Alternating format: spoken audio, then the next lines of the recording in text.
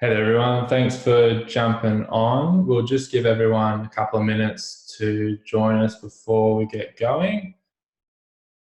For those who this is your first time with Zoom, just to sort of familiarise yourself with the little bar down the bottom there. If you've got any questions as we go, there's a little Q&A button next to a polling button, so a Q&A button that you can click if you've got any questions as we go. And there's also a little hands up button there. If anyone just want to have a click on that just to let us know that you're here. Thank you for those that have raised their hand there. That's awesome. We will give it just 1 minute and then we will get cracking. Thank you for all those who have jumped on and raised their hand there. That's awesome.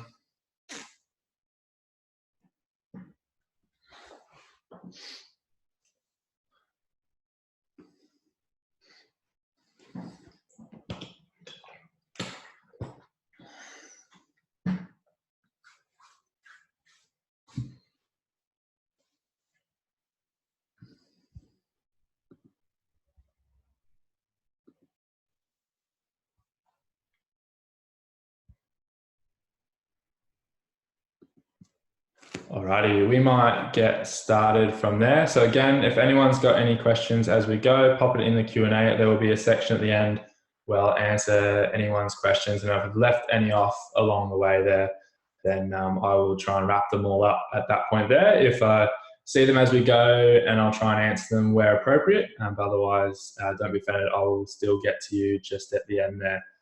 But we'll get started for today. So my name's Alex. Welcome to the webinar on preparing for the return of sport, which if you're living in Queensland is a little bit more clearer as of late. Hopefully under a month before we can start to get back into what we like to do. So basically the topics we're going to run through today, how to determine the loads required on the body for your sport. So we're going to try and be really particular with how this can be relevant to you in the sport that you participate in, or the sport that you coach in, or the sport that you're involved in. I'm going to explain a little bit more about that, what that term load means, because that can be a bit of a broad term. So I'll try and refine that a little bit more. We're going to talk about common injuries and risks from returning to sport when underprepared. So how you can plan your own training programs, or again, if you're planning someone else's.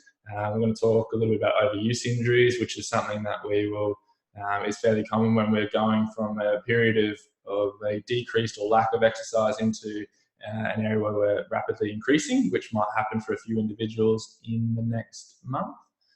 We're going to talk about how best to prevent injuries related to unpreparedness. So we'll talk through some concepts just related to different types of training modes there. And then we're going to provide some examples of how you can optimize sporting performance. So this is not just about purely injury prevention, but also how you can really hit the ground running as we return to sport. So a little bit about myself. So I graduated from the University of Queensland in 2015 with my Bachelor's of Physio, and I'm currently studying my Musculoskeletal Sports Masters of Physiotherapy at UQ. My passion, our main sport is football that I play currently at Eastern Suburbs Football. Well, not currently, but that I'm involved with the NPL men's side there. I do love a bit of running, and I've been caught by the isolation bug, and on the weekend just conquered my first half marathon. Thank you, COVID, for giving me inspiration for that. I'm currently working with multiple local sporting clubs, including netball, rugby union, basketball, and field hockey out in the western suburbs of Brisbane, with programs to try and keep them nice and fit and active and strong during this period of rest. And most importantly, I've got a great love for sport, so that's where this passion comes from.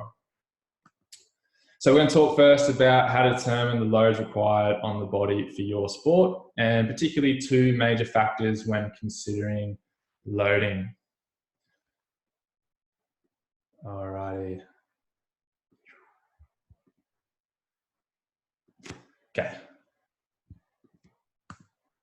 Awesome. So we're going to talk about what might be considered more of a physical or biomechanical load. So an external training load is basically the physical activity you place on yourself. And so that can be termed as volume. So basically what we're asking is, what does your normal week of exercise look like? When you are training, fully fit and going, what does your normal week of exercise like? How many training sessions do you have during the week? How many games do you play on the weekend? If you're doing a bit of running on the top, or cycling or swimming, what sort of Ks are you picking up there, or what sort of times are you picking up there? And then if you're also doing some resistance training, what sort of loads, what weights are you lifting, being pushed, being pulled? So that all comes into the broader term of volume. So in this little graph on the bottom there, your weekly total is not just made up of how much you spend on a football pitch or an AFL field. It's game time might make up a very minuscule part of what is an overall graded training week. So it is really important that we consider all types of volume when we're looking at those external or physical training loads. Internal training loads, this is when you're looking more at your physiological load, and that can be termed in intensity. So a really, really great way that we can monitor this is using what's called the rate of perceived exertion. It's a simple, easy, and effective scale, and as you can see there, it's just from 0 to 10. It's very valid and reliable in the use of sports and working out the internal training loads placed on athletes. A lot of people will also have a lot of smartwatches and those sort of things as well, where you can monitor your heart rate. So it actually links pretty well with your heart rate there. But basically what these two measures do is they try and establish the amount of effort, the amount of puff that you've placed into that particular task or training session. So it's important to consider both the volume and intensity when we're talking about your training load. So you might have run 5Ks that are 4 out of 10, nice and easy, had a chat to the person next to you, or you might have gone 9 out of 10 and really busted your gut with that 5-kilometer run. And that's going to place a different training load in comparison to those two there. So common injuries and risks when returning to sport underprepared. This is probably a big one. So which for a lot of us, we'll have dropped a little bit of our load in the isolation period. Basically what will happen is we'll deload our tissues. It leads to unpreparedness of the tissues as we return to sports. So if we've been inactive, if we've found a few nice TV series on Netflix during this period. Your aerobic capacity can decrease by about 27% in 20 days. That's fairly substantial, and considering this has been going for a little while, it's something to be aware of. Your muscular endurance changes can occur there after only 2 weeks of inactivity, which means that you've stopped exercise completely. And we can get detriments of 3 to 4% a day within your first week in strength. And if you multiply that, again, that's the first week, so that's a bigger drop than subsequent. But if you multiply that over a number of weeks, then we can get a considerable loss in our overall aerobic capacity, our muscular mass, strength and power, and endurance as well.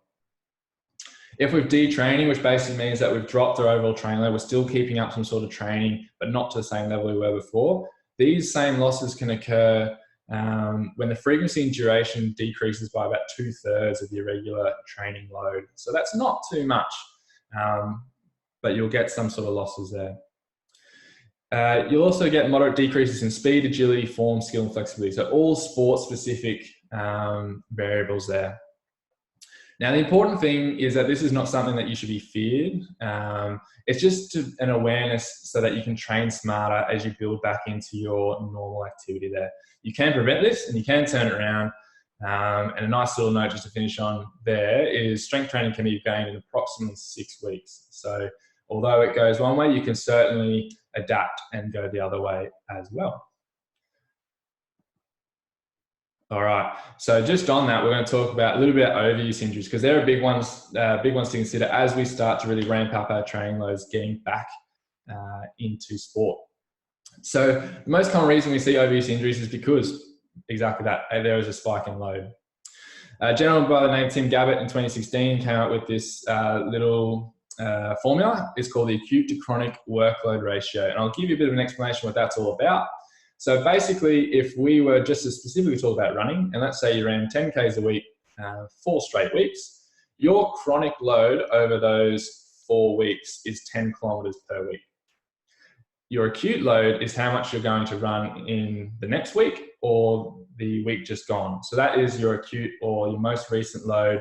And let's say that you're building to a half marathon or a marathon, and you've gone, I really want to ramp up my Ks. Let's say you've run 10 Ks for the last 4 weeks again, and you've run 20 Ks this week. So your acute load is double what your chronic load has been like for the last 4 weeks. What does that mean? So when training load is fairly constant, so when it ranges from about 5% less, so 5% less than our 10 Ks or 10% more than the previous week, players can have a less than 10% risk of injury. So it's fairly low. There's always a risk of injury when we're talking about sport, but that's fairly low. However, when training load was increased by more than or equal to 15% above the previous week's load, injury risk escalated by between 21% and 49%. So the important thing to remember from that is that you're not resting on a knife's edge. The body is a very powerful structure that is able to adapt over and over again. But that difference there in percentage from less than 10% to 21 to 49% is a sizable increase in the risk of injury. So in that particular runner who went from 10 kilometers a week and then did a 20 kilometer week, that is over 2. So that is a 100% increase. So that potentially puts them at a greater risk of injury and something to consider. So this little graph here on the right there where it says sweet spot and danger zone, this was done on AFL, rugby union and cricket players, so across a few different sports. And basically that solid line there sort of dictates the risk of injuries there as we start to increase our load. And in the danger zones, obviously, when we've got our increased risk, and the sweet spot is basically where we're looking at reduced risk of injury. You can see there if you fall off to the left a little bit, that's where in the middle of that sweet spot there, just to the left of the middle there, it says about 1. So that is if you maintain the same load when you stop training, or when COVID came in and we had to put in restrictions. If you maintain that, you're sitting right in the sweet spot. So even if you've dropped off there, you can see the graph starts to rise there. So even like I mentioned in the previous slide, if you detrain, that also puts you at an increased risk. Not an absolute risk, but an increased risk. Again, there's a bit of a gap there between your sweet spot and your danger zone because our bodies are so adaptable to load, which is really important to note there. So it gets a little bit complex with all those numbers there, but basically what we're trying to say is when you're looking for your training, there's certain measures that we can use that put us at a decreased risk of injury and actually allow us for increased performance. So this next little concept there where it says progressive overload, there's a difference between overreaching and overtraining. So you want to basically progressively increase the stimulus so the body continually adapts. Overreaching is basically where you systematically attempt to overstress the body for short periods of training, allows the body to adapt to a stronger stimulus. Shorter performance detriment will follow that. So if you slightly increase your training by that 10%, what you'll find is the day after you'll be a bit sore and you won't be able to kick as far, you won't be able to jump as high, you won't be able to run as fast that following day. But that's just because you've applied a stress on the body. Then that will improve after that. So that is what we call overreaching. You're going beyond what your normal is to try and achieve a positive outcome. Overtraining is then that fine line of when we then take it too far, and then when we get excessive amounts of fatigue, and actually results in reduced performance overall. So that's something, and that's a fine balance we've got to be aware of there, and that relates back to that acute to chronic workload ratio there. All right. Now, important to consider adaptations to change. So different tissues respond at different rates because they're made up of different substances. So your muscles will respond fairly quickly following exercise versus your bones, which are a little slower, and then your tendons can take up to 24 hours to respond. So for example, if you're coming back from an injury and you've got a niggly or a grumpy tendon, what they've suggested is that a high, medium, low approach goes. So you have a day where you have a high amount of stress or load or resistance in your exercise, then you have a medium, and then you have a low. So what you're doing over the subsequent days is you're expecting the muscle to recover quicker, but you're allowing the tendon to also recover over that time. You're not resting or doing nothing, you're applying a reduced load to allow those tissues to recover a little bit more. So again, that's sort of fairly complex through there, but basically, again, the probably main takeaways from that is we want to operate in that overreaching bracket, not in that overtraining bracket. All right. So common injuries related to different sports. Like I said, we're trying to tailor this particularly to what relates to your sport. So I'm going to start off with netball. 80% of the injuries accrued in netball are ankle injuries, and almost 40% of those are due to poor landing strategies. So nothing to do with contact, poor landing strategies. So that's something that we really want to target when you're looking at a strength program or a training program for a netballer. Basketballers, now this is similar across professionals, adolescents, and masters. So across all age groups and ability levels of basketballs, 2/3, of the injuries are lower limb related, which basically means from the waist down. Hips, knees, ankles, soft tissue injuries, hamstrings, quads, etc. AFL injuries in this order: hamstrings, ACL injuries, and shoulder sprains or dislocations. They're your major injuries. Now, none of them are particularly high like our netballs at the 80%, so it is important to consider for AFL players that we've got to be aware of different potential risks. Field hockey, similar to netball and basketball, we're looking at thigh, knee, and ankle, so those lower body injuries which make up a large percentage there. Rugby union, 4 body regions basically account for half of all the rugby union injuries. So shoulders about 18%, knees 13%, thigh is 12%, and ankle is 12%. So fairly consistent across those 4. So again, like AFL, we've got to be aware of training these different areas. But again, that doesn't account for the other half of injuries that we can potentially get. So it's important when you consider a training program, it's not just about one area. And with our tennis players, our ankles, knees, and thighs, they are our highest risk or highest areas of injury there. So we're going to move on there from that information as how best to prevent injuries related to unpreparedness in sport. Okay, now it's important to consider all the parts and the factors that influence our tissue response. So we named off a few in the previous slides there, which I've popped here in this little infographic there. The 2 in blue there, I won't talk about too much, but they're actually very important. And the one that I've not actually popped on there is psychological factors. So basically meant to say there's lots and lots of factors that influence when our volume and our intensity when it comes back to tissues. And it's important to be considerate of those. Now, given that high training loads can be achieved in different ways, so it can be the volume we do, it could be high intensities that we do, and the frequency of training, as well as the balance of training activities performed, it is not actually appropriate to consider that all high training loads are carrying identical injury risk. So if you've got someone who is a marathon runner or is participating in 4 netball training sessions a week and 2 games on the weekend, that doesn't necessarily carry an identical injury risk if they have appropriately built up to that level. So high training loads should not be the largest contributing factor to increased injury risk, but rather type of high training load that is prescribed may be important. So how they've got there and the type of loads there. So again, with that tendon, if we've got lots of high intensity and we don't have that slightly graded approach, that might be a slightly increased risk. The load is still the same, but the way that it is approached with different intensities might make a difference overall. All right, so 2 key pillars of fitness in general, but are very appropriate for all our sports. Aerobic exercise is the first one, and cardiorespiratory endurance, basically the ability to sustain prolonged dynamic exercise. With aerobic exercise, we can have decreased resting and submaximal heart rate and a faster recovery. So obviously super important, as we just mentioned, that recovery.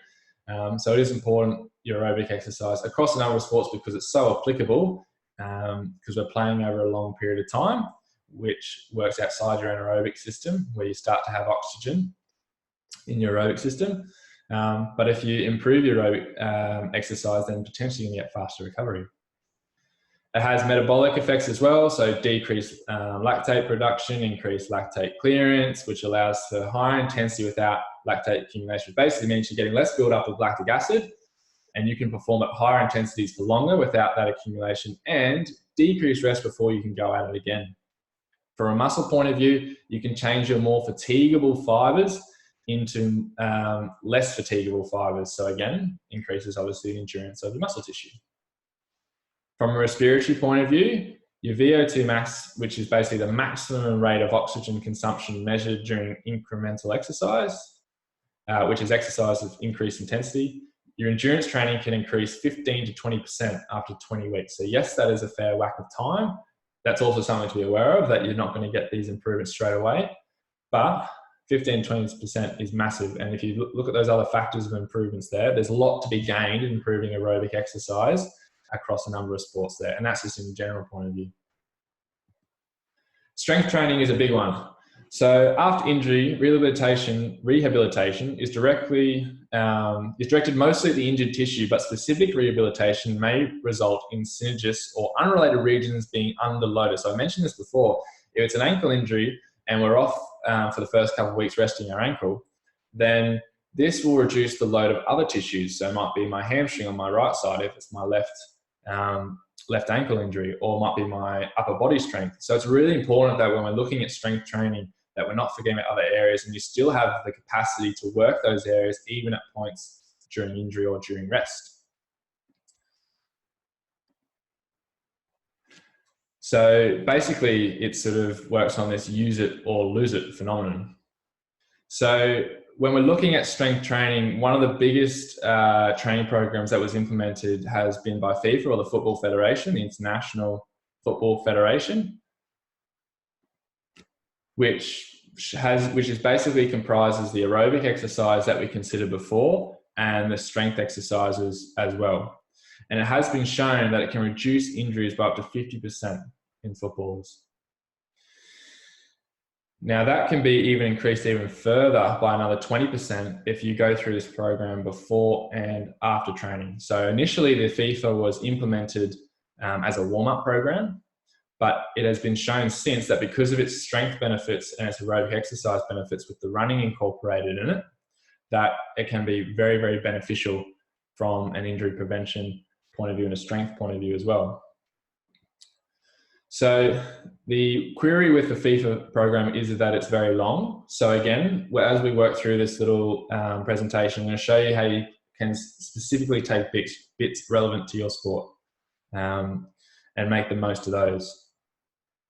So again, just to flow into there, strength training resulting in improved sports performance. So the important thing with sports-specific training, the best results that you get from a performance point of view have to be sports-specific. That seems fairly easy and fairly rudimentary and doesn't seem like it needs to be said, but it is very, very important and is our best way. So doing activity that involves a ball or a stick or a racket, whatever you use, and doing those exact movements, again, I'll provide some examples, have been shown the best when we're looking at performance indicators, not just injury indicators. Strength training improving running economy. So this has been hypothesized that stiffness in muscles, because adaptations within the system will enhance the body's ability to store and use elastic energy more efficiently. So basically, an increase in elastic energy in our tissues allows it to store and then recoil. So it decreases the amount of contact time you have on the ground. So as you take a step, the fact that it's a little bit stiffer allows for reduced contact time and reduced energy required to absorb that force and then take off again. So there seems to be a link now between your strength training and your overall running economy. So potentially with our strength training, we can actually improve our aerobic exercise. So they link well together there. Then this point at the bottom here with endurance versus strength training. So again, when we're looking at strength training, it's not just about building more muscle mass, because if you do training that involves both endurance, where you're looking at high repetitions, low load, or strength training, which traditionally has higher load, lower repetitions, there's actually evidence that this training prevents muscle hypertrophy or prevents increased muscle mass. So for someone like a tennis player, they're not necessarily generally bigger athletes from a muscle mass point of view, because they need to be very agile across the court. So in a way of trying to prevent that, we can include both endurance and strength training with resistance, with weights or body weight exercises, which can reduce that effect and lead to the other positive ones we've just mentioned there.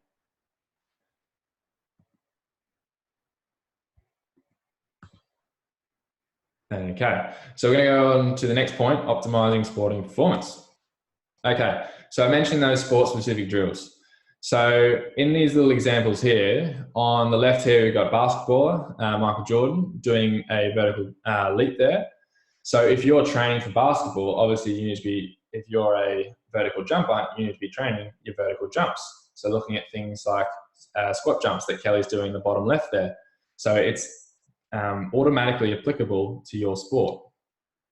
If you're a netballer, and we mentioned before about the landing strategy and resulting in ankle injuries, then we're looking at control on one leg.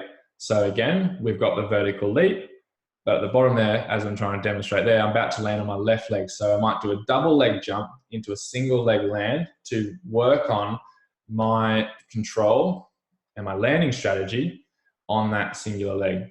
And I might then make that more complex by adding a ball to catch in midair, as you would do during netball. A couple of other examples there. So hockey down in the bottom left. You can see there he's in a bit of a lunge or single leg squat position. So in the top left there, you can practice things like Bulgarian squats, where you've got your back leg resting on a chair and you're going into your single leg squat movement. So again, practicing applicable to what your sport is. On the bottom right, we've got a rugby union player, and we've got to have that agility. Again, we've got to have that control, because again, we're looking at lower limb injuries, but also strength from a performance point of view. So you could be practicing things like a crossover hop, which we represented in the top right there with the cones. Tennis players. So again, you see Roger Federer in a semi-lunge position there, but we've also got that upper body component. So we might be doing in the next sort of photo there, a rotational based exercise with a band or a weight or a cable. And we might be doing it in a lunge position. So it's not shown in the photo there, but if you were doing a lunge position and added a rotation, again, very specific for that particular sport.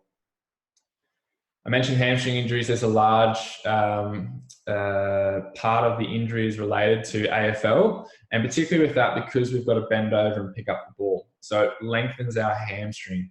So practicing something like a single leg deadlift on the right side there, where you're looking at controlling as your hamstring lengthens and strengthening as your hamstring is in a lengthened position, could be a really beneficial one at potentially reducing injury risk. So again, potentially a good one to add into your training program. The key bits when you're looking at sport-specific drills is novelty and variety, because that's what you're going to be exposed to when you're playing sport. So it's really beneficial. So like I said, with a couple of those examples there, you might add a ball where someone who is throwing a ball to you at different angles to start to challenge you in a novel way. and add a variety of exercises. So again, that lunge with rotation for a tennis player is a bit of a variety from your normal just lunges or your normal upper body exercises, looking a little bit more functional there. I want to touch on running a little bit, and something that I've been thinking about a little bit is, have you ever been taught how to run? It was brought to my attention fairly recently. Have you been taught how to run? We all know or we can run, or we know how to run. Have we ever been taught how to? Has there been attention drawn to technique, your foot contact, your stride length, your trunk position, and in sprinting, like your swing leg, what position should that be in? So again, it's an important thing to consider, again, because of running economy that we mentioned before. So the best way to explain it, the biomechanics of the whole system, is that all your joints are like an elastic band. Each of the joints of your body move together in a big chain to create your technique. So what you're doing somewhere will affect somewhere else. So again, it's an important thing to consider if you're a coach looking at running styles, and as a player, do you need to have a look at your running style? Could you be getting more out of your running technique? Sprint interval training has been shown to have similar or even superior physiological adaptations to high volume endurance training. So basically, if you're doing a bit more of your endurance training, then can your sprint training add to that? Because it's an important part. We need to have that aerobic exercise, that aerobic endurance. Your sprint training has been shown to be as good or superior and also achieving similar adaptations. And it's now considered one of the most effective forms of exercise for improving physical performance in athletes. So your sprint interval training is basically bouts of brief, so less than 30 seconds activity. So important consideration there.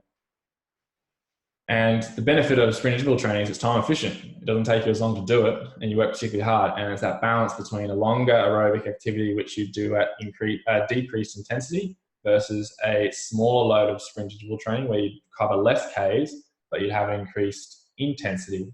So does that match up a little bit there? I think I touched on just before was recovery, and I think it's really important that we take note of this. So within a resistance training session, your neuromuscular fatigue may last for several days. So if you've done a heavy leg session or a heavy upper body session, then it's again being aware that your tissues will take time to recover from that.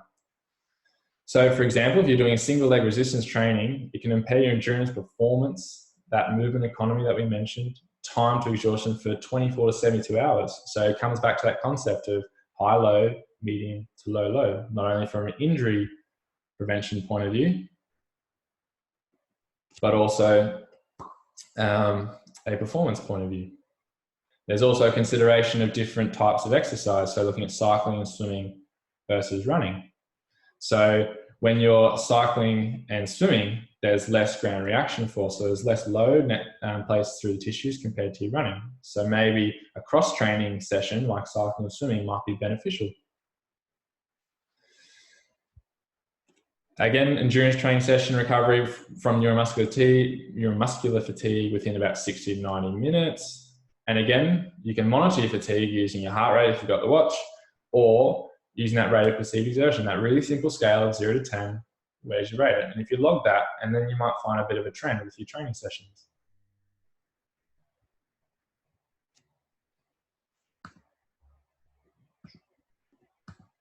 Okay. So basically things that we went through today, loading. So how the body's response to detraining and inactivity. And we then looked at what is sort of needed for your sport. So across all sports, the consistent factor is volume and intensity, that external and internal load. We looked at some common injuries with overuse injuries and injury risk factors related and injury prominent areas for different sports. We took you through some things to consider when how you develop an awesome training program. So how you balance that training load, that volume and intensity, must include rest. Can be an active rest, but must include some sort of rest that elicits some recovery of your tissues. The correct balance enhances performance and reduces injury risk. So again, it's super beneficial to be considering these factors. We looked at the sport-specific examples, and we talked about running, and then we talked about, again, the recovery there. All right, so just a couple little bits of information there. So I mentioned that we're here in Target Physio in the west of Brisbane, working with a number of the local sporting clubs around there. So what we're doing with those clubs is what's called a Sports Performance and Injury Prevention Program, an SPIP program. So basically what we're trying to do is we're trying to collate all this information here, which can be a bit confusing, and we're trying to tailor it specifically to those sports. So if you want to find out a little bit more information, you can go onto our awesome Target Physio, our new web page, which I've put the link up there on the slide. But again, it's all about trying to find what's specific to you, because we know at a community level, we have a specific finite time to do our exercise during the week. We want to make the most of sports-specific skills, because that's super important. But we also want to make sure that we're on the park, the field, the court for longer. We're also looking at a sports package. So what that basically is where we can do one-on-one sessions here in the clinic or online, where we run you through, we go through what is needed for your sport at your age, your ability level, and what you're looking to achieve, basically, what your goals are. And then we run through some of the assessment that is specific to your sport related to injury risk and performance indicators. And we provide you with a program that supplements your program. All right, there's some contact information if you want to ask me some more questions, which I'm going to run through a few just now. I've got a couple just queued up there that I will answer. And again, just some details there if you want to check out a little bit more about Target Physio and sports there on the side there. So I'm going to open up to the Q&A now. So again, that button on the bar there, if you want to ask any questions at all there. First question I've got there is, if I want to run better, how would you as a physio help me? So awesome question. So basically, if you want to run better, we want to know specifically what sort of running you're doing. So is it long distance running? Is it sprint interval training? So we've got to look at those particular variables, and then we then go from there. From a running technique specific area, what we do here is we've got a little app that basically allows us to record your running. We can slow it down to up to a quarter and an eighth of the speed. And then we run through those little variables before. So what you're doing at foot contact, what your knees doing during the middle part of your stance, what your hips doing as you make contact and as you move through the motion, what your upper body's doing, what your trunk's doing. What we try not to do is overcomplicate it. So with running, we're not trying to change the wheel. We're not trying to completely overhaul your running program, because everyone has such a individual running technique, and that is important to them. We look at one particular thing that could optimize that a little bit further. So we use that bit of information, and then we try and apply that. Say, right, let's look at your running by running a little bit taller and adding a bit more swing through the upper body. Does that take the pressure off the hips and the knees? Do we need to look at the knee position as you land? So that's sort of how we as a physio go about assessing your running technique and looking at it and putting it in practice here. Next question is, how often should I be doing strength training? So yeah, again, a really good question. So the very vague answer is obviously it's consideration of your sport. So let's say your sport is tennis. So if you need to have tennis specific training, obviously, and you might have a bit of running training involved there as well. With consideration of the recovery, you might have up to 3 strength training sessions a week. Now pick 3, because the National Health Guidelines tell us that if you are doing a minimum of 2 strength training sessions a week, then that is your minimum to maintain a level. Now, if you're into your sport, you want to be improving your level. So your minimum then will become 3. And that might look like a heavier session at the beginning of the week. That might be followed up with a medium session. And that might be then following a rest, might go into an increased session again. So if it's during a period at the moment where it's pre-season, you can afford to have higher resistance and higher load. If you're in season, then you might, let's say at the start of the week, you might have a higher load with your strength training. So upping the load, lower reps. And as you work through the week, you might taper off and ready for the weekend. So like I said, how many, to answer the question, roughly about 3, but that can increase depending on time of the season. So in pre-season, you could easily add another lower intensity strength training session in there to supplement and increase the workload. The important thing to remember is, how is your body recovering? So if you're noticing that it's taking you longer to recover, do you just need to drop off the number of strength trainings that you have or decrease the intensity? All right. Next question, would you be able to do a Zoom training session for my team? Help us work out where we are all at and what we should do the next month so we can thrash our opposition. So yeah, yes, again. So a bit like we're doing today, this sort of webinar here, we can get a group of people together. We can, again, establish the sport, establish what your normal training sessions load look like, establish what you've been doing, and then we can build basically the building blocks from there. How much running should you be considering in relation to how much you need to be able to run during game time or during the week, and how much strength training you need. So if you're early adolescent, then it might be looking at your body weight exercises, building into some light resistance.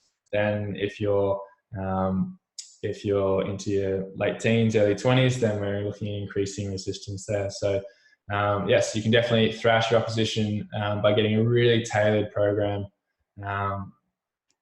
for sure over Zoom, which we've become particularly proficient at during this time. Okay, next question. I'm getting back into playing soccer for my local club. I've had a previous knee injury from last season, and what I'm getting back into quicker movements and running. How hard should I be going? So yeah, this is a really good one. Where do you start? Where do you start? So let's go with the running. So you want to basically pick a distance that you think you could go. So let's say I predicted I could do 1 kilometer. Then what I would do is I'd chop that in half and I'd take a little bit off because I'm pretty confident I could do a K. And then I've chopped that in half and taken it off. So I'm now increasingly confident that I could cop that kilometer or that 400 meters, that I could do. Now that's one part, that's the volume. The other part is the intensity. So you might find you get to 300 meters and then your body's telling you that it's uncomfortable with what's happening on your knee. In this example, it's telling you it's uncomfortable with what's happening. What you do there is you might drop the intensity. So you might go from your 5 out of 10 to a 3 out of 10. Does that make it easier to get to 400 meters? Yes? Okay, then we'll go to 400. If dropping it down doesn't make a difference, then that's your body telling you that that load is sufficient enough for now, and it's fatigued and it needs rest. So that's when you might stop there, and that's okay. You've established your baseline from there. You allow, as we said with the recovery, you might have an active rest the following day, and then you might pick it up again. And then you can slowly build up from there. So yeah, really good question. Where do you start when you're starting from ground zero? So I hope that sort of answers your question there. Pick your rough distance. If you're unsure, then you start fairly low and then you cut them in half, take a little bit off. And then again, that's not the be all and end all. That can change depending on what your body or what your knee in this example is telling you to do. Next question, I've sprained my ankle heaps of times. What should I do to be prepared for AFL? Let's get it stronger. So again, comes back to that strength training, not just as injury prevention, but let's optimize your performance there. We mentioned the netballers, I know this is AFL, we mentioned the netballers that landing strategy is a large component that leads to a large risk factor that leads to ankle injuries. It's not uncommon in AFL players. So we mentioned the example before in the netballers doing the double leg jump with a single leg land. Let's look at the control. Let's look not only at can we balance without having to take another step, but what does the technique look like? Is the knee moving in? Is the foot rolling in? Are we losing control through the hips? So my first answer to that is let's get it stronger, for sure. And next question I've got, I'm very keen to return to the gym when it opens, hopefully in brackets here, in June. I used to go 4 or 5 times a week, but I've only been walking during lockdown as I couldn't get any equipment. What is the best way to get back into it? So again, yeah, really good question. You sort of, we consider the inactivity for this particular person in the last 4 or 5 weeks. They haven't been able to do their strength training. So again, when you're re-entering into sport, you might be looking at a intensity, that RPE, that rate of perceived exertion, of that 4 or 6 out of 10. where it's fairly comfortable. You could be doing it with a friend at 1.5 meters and comfortably having a chat to them. That's that low intensity. So you drop the weight down to match that, or the volume. That's how you match them up. Again, you allow the recovery that day after, and that'll give you a really good idea of how your tissues have gone. So are you really sore, like you've been in the gym for the first time in years and you're stiff and you're sore? Right, well, that's probably an indication that we've either got to match or drop the load the next time a little bit more. And then you can slowly build back in from there. So like I said, probably in the first week, you might look at 3 or 4 sessions still, but the first session, the first 2 sessions are a way of looking at the response, and then that'll give you a really good indication of whether you can start to then increase or whether you just have to work at that level for just a little bit to build back into it. Like I said, strength training you can make back in 6 weeks. So part of that is a little bit of patience. You've got to allow your tissues to adapt again, which they will do because they are super smart and super adaptable that way. Next question. I'm wanting to get back into touch footy. I want to improve acceleration, but also cardio capacity. How do I balance train for power and endurance? Awesome. So we've got a lot of different factors to consider there. So improved acceleration is the first part of that. So if, again, we want to take the components of your week. So you got to write down how many touch football sessions you do in a week, or touch football games you do in a week. So your endurance needs to cover those times. So if you play touch footy 3 times during the week, you've got to do 3 times of endurance, or 3 occasions, I should say, of endurance. And again, that doesn't necessarily have to match right now exactly the same intensity, but the volume could be the same. So if you would play touch footy for 40 minutes or an hour, then maybe you're looking at 40 minutes to an hour of endurance training at a lower intensity, that 4 to 6 out of 10 again, but you want to match up. Now, if you're just getting back into it, obviously you need to be aware of the fact that there might be that deconditioning that's going on. So you want to be mindful of that, and again, have that rest day in between those endurance bouts so that you can assess how your tissues have responded. And that might then guide your next session. So if you're feeling very fatigued, you're feeling very sore, then you can drop your next session down. And again, it's okay to vary between a heavier session, a lighter session, and then a medium session. Improve acceleration and balance, for power as well.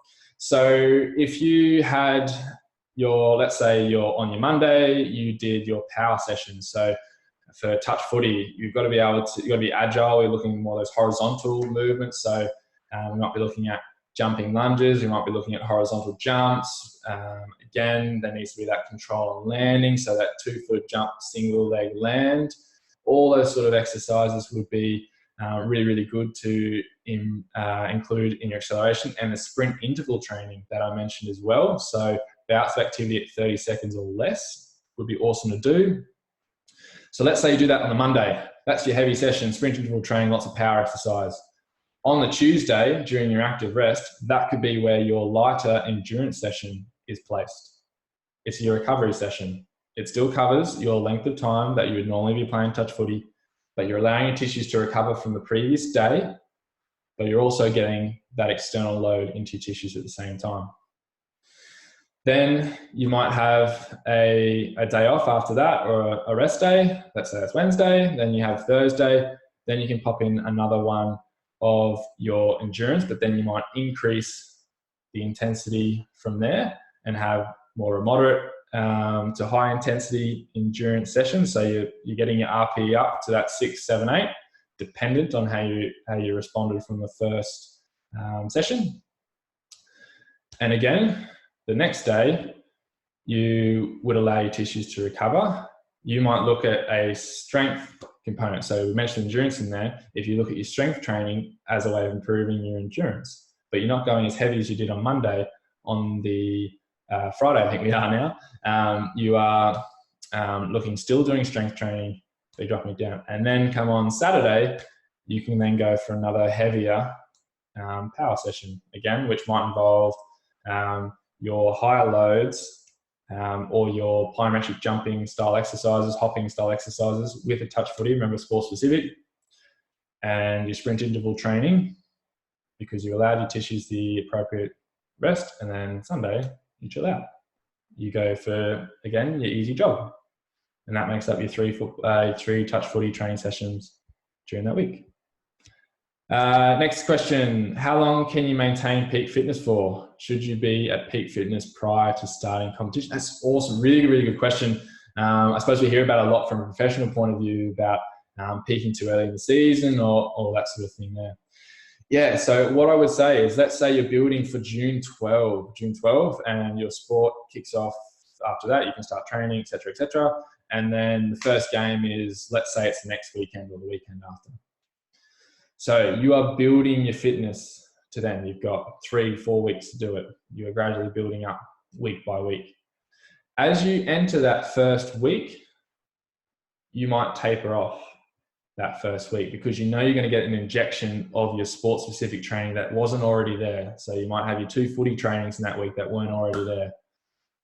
You might taper off, again, not below 2/3 or 70%, just a little bit, so that your tissues can adapt to that load, and then you can build the following week into your first game.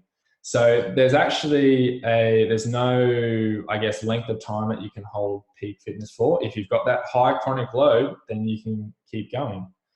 But being aware that as you're building towards your first competition, game, whatever it might be, there is that importance of recovery, allowing your tissues to recover from that load that you've given it for 3 or 4 weeks building.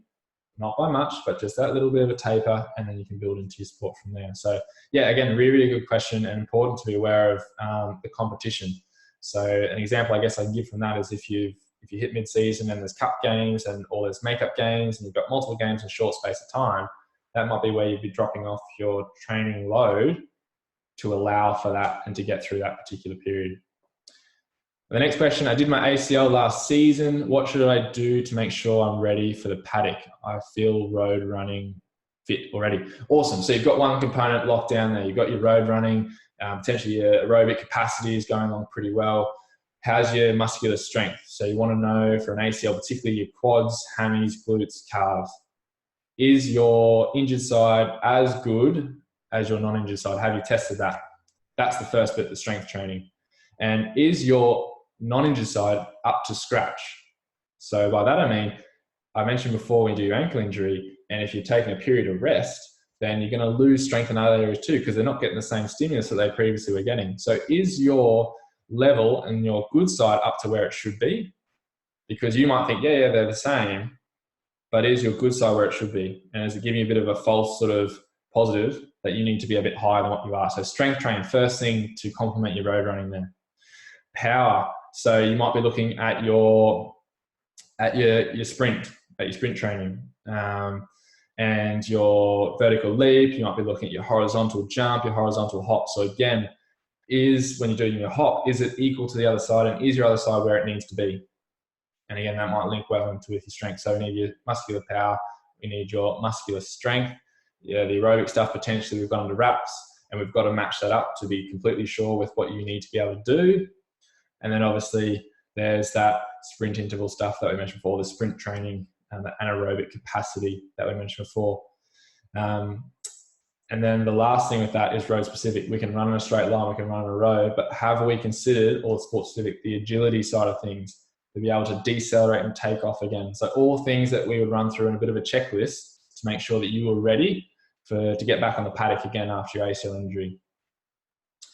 So a question here, we are near 60s netballers, played 50 years on asphalt. With our age, is there anything specific we should be doing moving forward for longevity?